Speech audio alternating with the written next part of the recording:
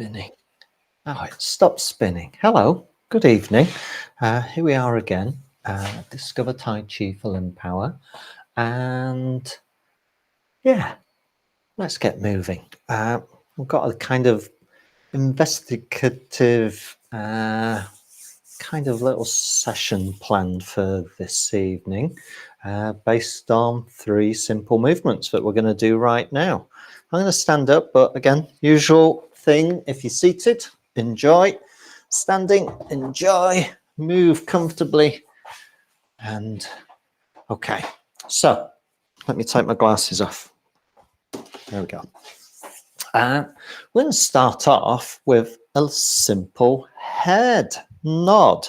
We're going to look down to our feet, whether we're seated or standing, and then we're going to look up to the ceiling. And we're not really turning it into an exercise. We really are looking to see where our feet are, and then we really are looking up to the ceiling. But we're taking notice. How do our necks, head, shoulders feel as we do this movement? Very gently. If you wanted to, you could have a breath in as you lift the head.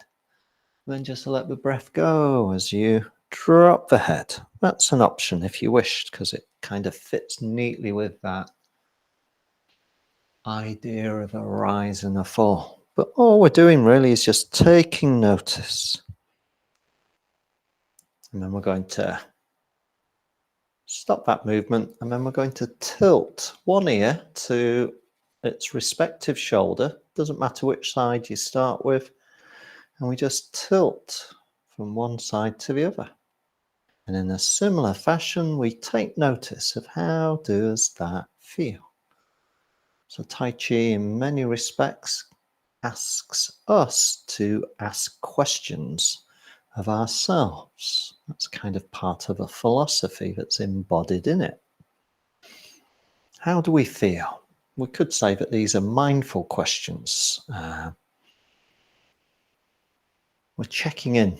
How's our state at this moment in time? And we're doing it with no judgment.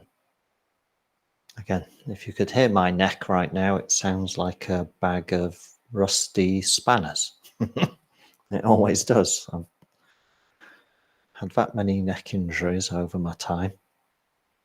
And then we stop that head tilt. And then the last sort of main sort of direction for us to investigate with our head is a head turn. You can choose a shoulder to look over and then go to the opposite side. And again, just pay attention. How do things feel? I've got less range of motion on the left compared to the right, but I'm not forcing the left. I'm just paying attention.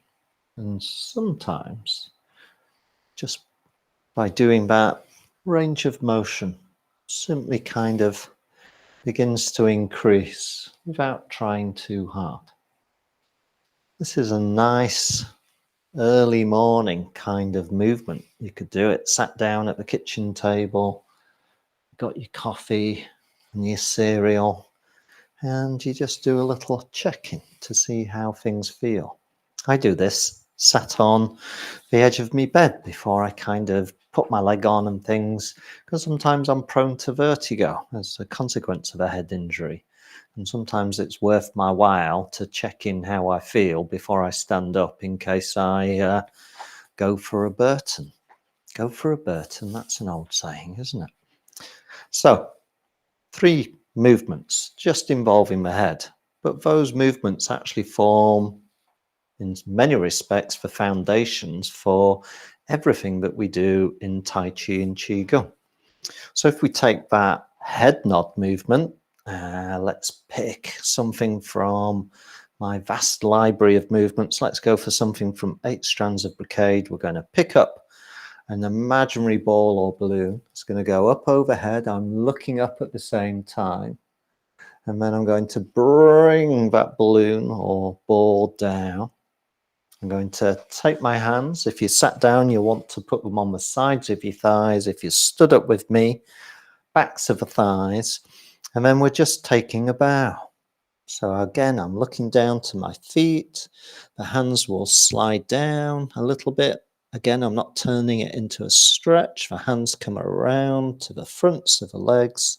And as I stand back upright again, I've basically extended that movement of looking up and looking down. So let's just explore that. So that gives us further range of motion. Hands go up. Bring that ball down slowly. Hands come onto the backs of the thighs. And then we're looking down as we take a bow. The hips go back. I'm not turning it into a stretch. Again, I'm just moving within a very comfortable range of motion. And again, I've kind of got questions in mind, so to speak. How does this feel? Do I feel stiff in my lower back, perhaps? Is there tension in my shoulders?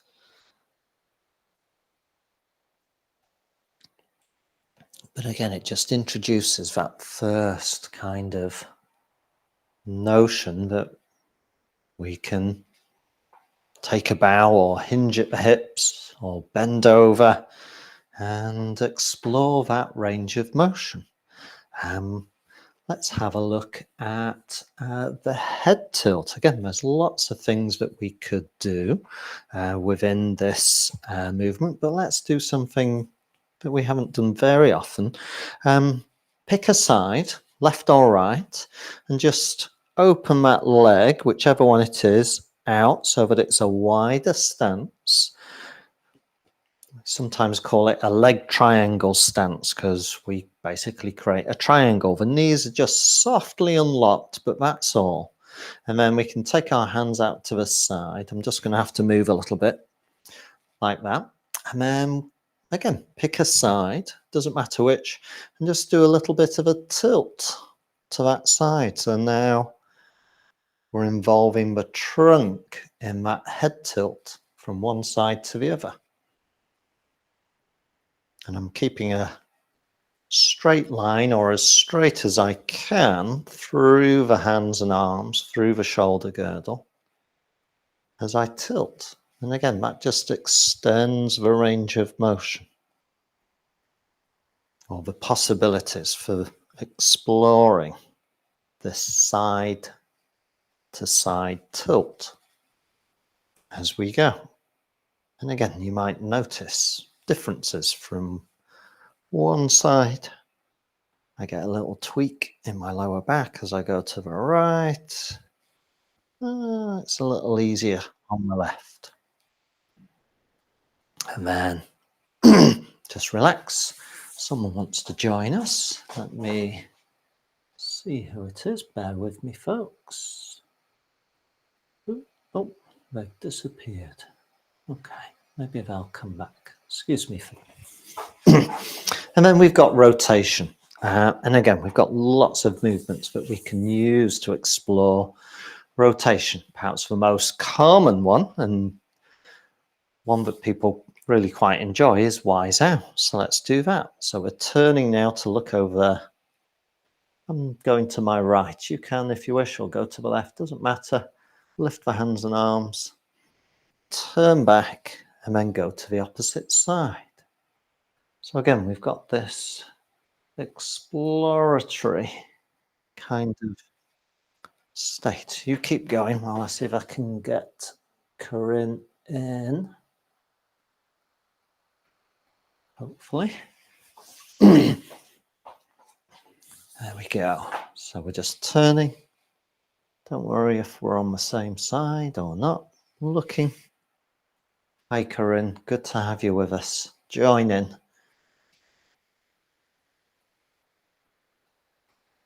So we're just exploring range of motion. Looking to the left, looking to the right. Nice and slowly. Nice and steady. Pick a side and make that the last turn.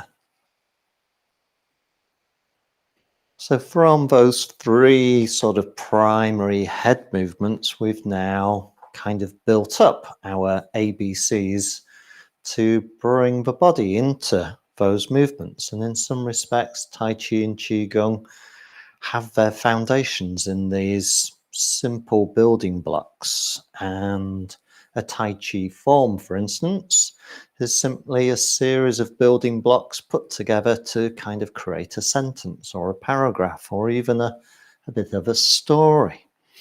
We can extend these movements even further. Let's take that rotation. We'll do Wise Owl again, only the difference being that both hands will gesture in the direction in which we're turning. By that I mean, instead of both hands being outstretched, I'm turning to my right, the left hand joins the right hand and kind of gestures, in that direction. So let's just see what happens when we let the other hand join on the same side. You may find that there's more range of motion simply as a consequence of bringing that other hand to play. I'm turning to my left now, so my right hand is joining in with the left to gesture in that direction. And again, that just might give you greater range of motion. And as a consequence, I kind of log that, and that helps me understand maybe that if I want to rotate in day-to-day life, maybe sat in my car looking to reverse, but bringing the other hand and arm around with me, if possible, or taking a hand behind me, may help in that range of motion. So I'm just exploring that sense as we go. I'm going to go once more. Doesn't matter which side we're on. Again, we're just in this exploratory phase of movement. So I thought I'd just introduce this kind of idea that in many respects, the big plethora of movements and exercises that we now enjoy all actually stemmed, based on the research, from just very simple little movements that we're exploring how the body operates in different orientations. And from that sprang all of these interesting exercises. So again, we can take our head nod or head tilt or a sense of looking down and looking up by embracing the sea and the sky, or the sea and the sky becoming one, from the Shibashi set. It involves, if possible, maybe a little shift of weight onto the right leg going forward a bit. I know this will be tricky. If you sat down, there may be a bit of an emphasis on the right hip. And then I'm looking down with a bit of a lean as I scoop the hands forward. And then I'm looking up as I lean back and open my hands and arms. I think of it as casting that sea into the sky. And then once again, I'm coming forwards and then going back in this kind of slow motion. Big dynamic movement. Could be a breath in, if you wish, as we bring the hands together, and then a big breath out as we open up at the top.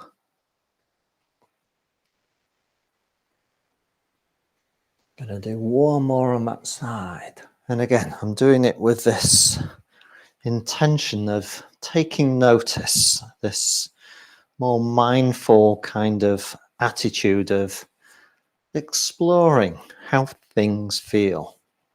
So left side. Again, this is where we begin to get a comparison of how our respective sides feel. So I start easy. Don't push into the movement too soon. Again, take your time to feel confident and comfortable with any movement And once you do so, then you've got license to maybe make the movement bigger, more dynamic, but only if you feel like doing so. I've always got license to stay within very comfortable ranges of motion as we again embrace the sea and the sky on this side, on the left leg lead. I'm going to do one more.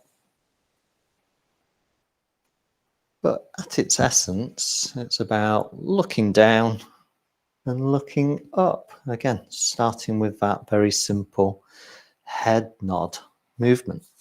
Let's pick another movement from Shibashi that involves this tilt from side to side. A very obvious one is called embracing rainbows.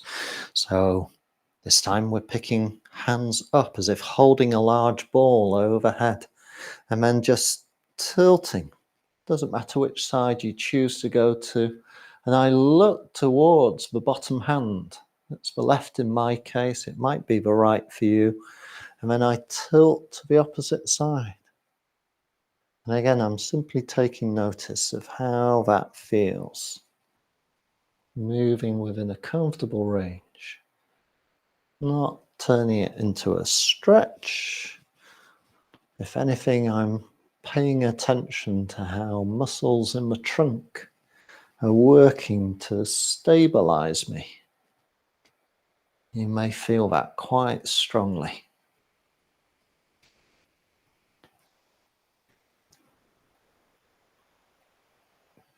Just going to do one more to one more side. Again, doesn't matter if we're on the same side. Come back upright.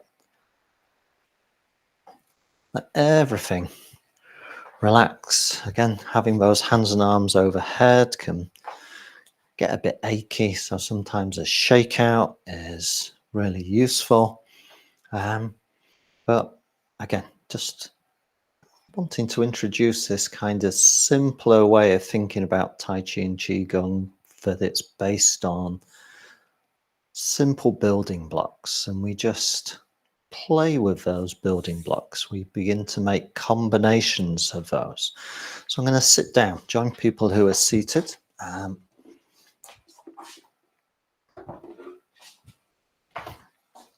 So one of those building blocks is wave hands in clouds, made up of rotation, but also shifting of body weight from one side to the other. Let's do this sun style. We often do it yang style, but I'm going to change the orientation of our hands. In the main styles of Tai Chi, we all have this mother Tai Chi movement called wave hands in clouds, or simply cloud hands. And generally, the only thing that differs is how we hold our hands. So in yang style, generally the palms are facing inwards, and we get these very flowing, motile hand movements.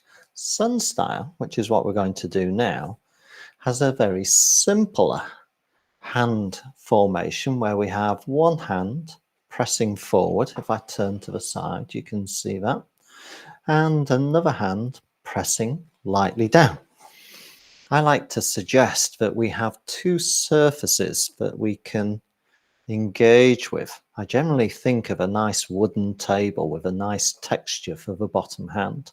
And I like to think of fabric, a little bit like a curtain or a drape, with which I can have this visualization of being in contact with. Some people prefer a firmer contact, so that could be a wall or a pane of glass. So I'll let you decide. So let's have a go at this simpler, but no less informative movement. So I'm going to start with my right hand on my fabric, my imaginary fabric, and my left hand is down on this textured table. Just like all wave hand movements, it involves a turn in the direction of the top hand, so that's to the right. So here's this rotation. It's very slight, but I'm turning to the right.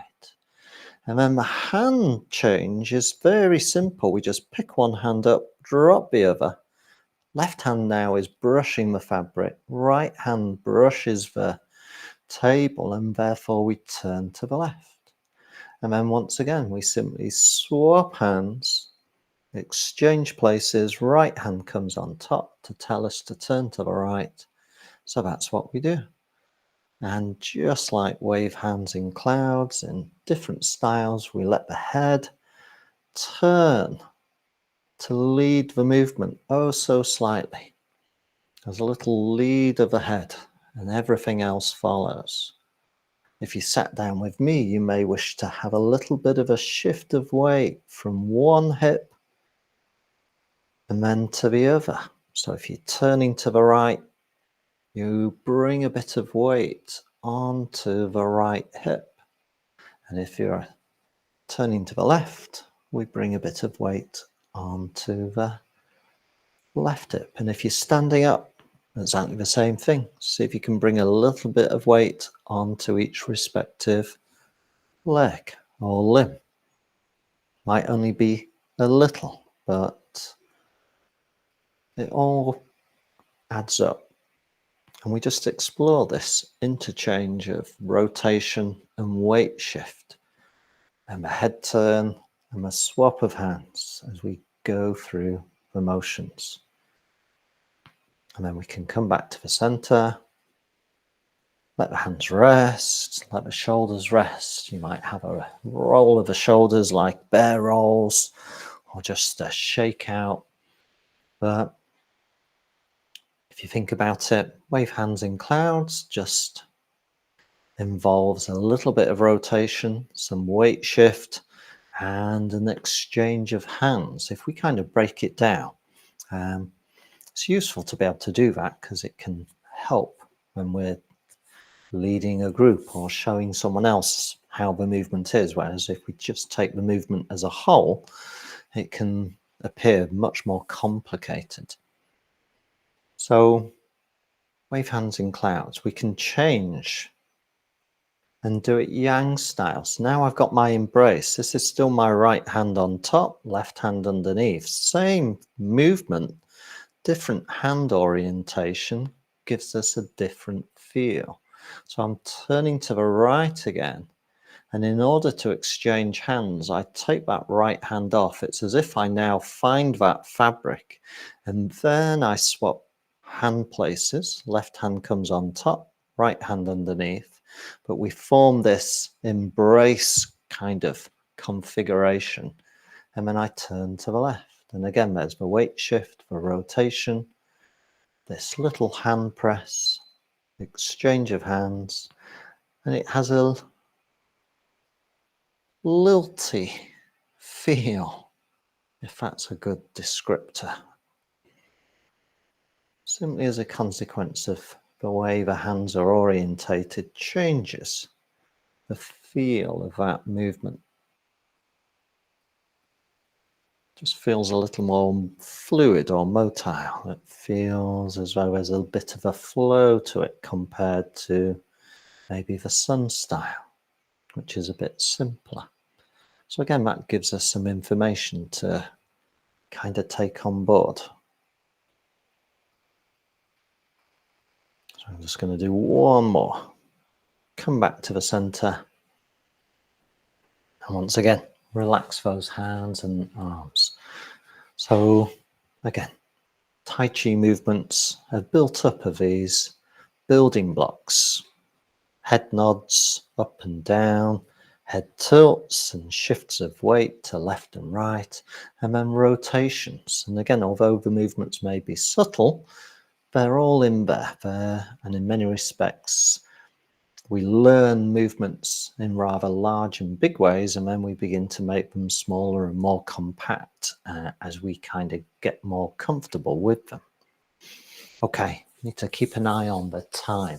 So I hope this is an interesting way of thinking about movement and how it might serve us sometimes when we encounter movement challenges in day-to-day life? Can we think about how we might be able to solve some of those problems? It might involve bringing in tools or support, um, if necessary, to facilitate that movement. But again, it can hopefully help us have a solution kind of focused way of thinking about movement. Okay, so to finish off, let's kind of let all of that sit in the background and we'll just enjoy a few more movements. So let's make some waves. We'll do it from each side. So it comes from Shibashi 2 or pushing waves. So I'm going to pick the hands up, Chi. And then I'm turning to the right as I draw the hands in, and then there's a push and maybe a lean into that push to send a wave out. And then I'm picking my hands clear, turning to the left, alternating, and pushing a wave out in that direction as well. And now I simply alternate. And at the same time, I've still got some of that taking notice sensibility, paying attention to how things feel as I go from one side to the other.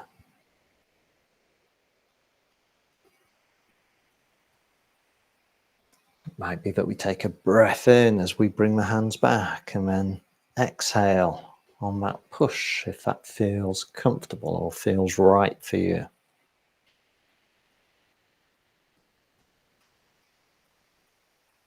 I'm going to do one more push. Doesn't matter again what side we're on. We simply come back to where we began. And to kind of bring things full circle, we'll have a little practice of our 2-sequence little Tai Chi form. Gather celestial energy and then gather Earth's energy from the Li form or harmony palm. Again, it involves a lift of the head. Again, that head lift movement. So let's have a go. So if you're seated with me, you can start with the hands on tops of the knees, or if you've got the scope and you haven't got too much around you, you can start with the hands hanging loosely by the side. If you're standing up, yeah, just let the hands hang loosely. And we're picking the hands up. Find a table, find a surface for the hands to alight, and then look up and just let the hands be led upwards as far as they feel comfortable to take in the stars above, and then bring some stars back down. The head kind of stabilizes, and then we just gather those stars. And then we let them go, lift the hands up to each side, and then we're taking our familiar blanket, the blanket of the earth. Wrap ourselves in that blanket, touch the collarbones, or tops of the shoulders if you prefer, and then just let that blanket fall away. That's it. Simple kind of Tai Chi movement. Let's do that again. Picking my hands up, but find a tabletop or worktop. Then look up and let the hands climb up towards the sky. Bring some stars down.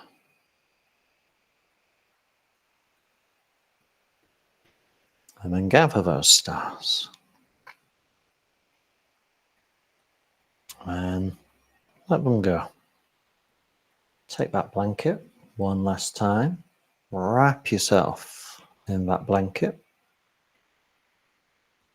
And just enjoy that embrace and then let it go. Again, Tai Chi philosophy is redolent of this alternation between give and take and having and letting go and exhale and inhale and then expansion and contraction. That's that yin-yang dynamic that you're probably familiar with, but we embody it with our movements, and that maybe is a helpful way to think about things.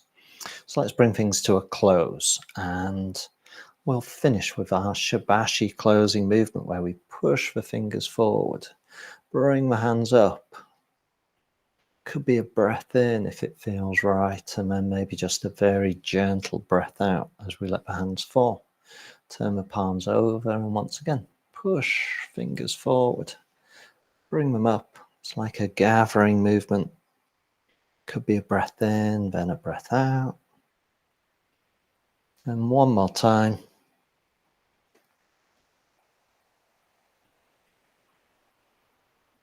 And just let everything settle.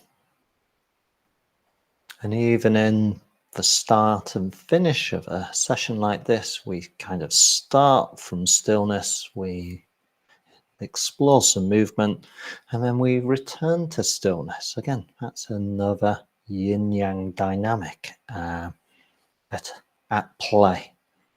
Okay, thank you for joining me. I hope that was interesting. You can let me know what you thought of those ideas and concepts around movement. Thank you for joining me. For people who watch later, I hope that's enjoyable. If you need to get off and get your tea, do so. Let me bring the recording to a close. There we go.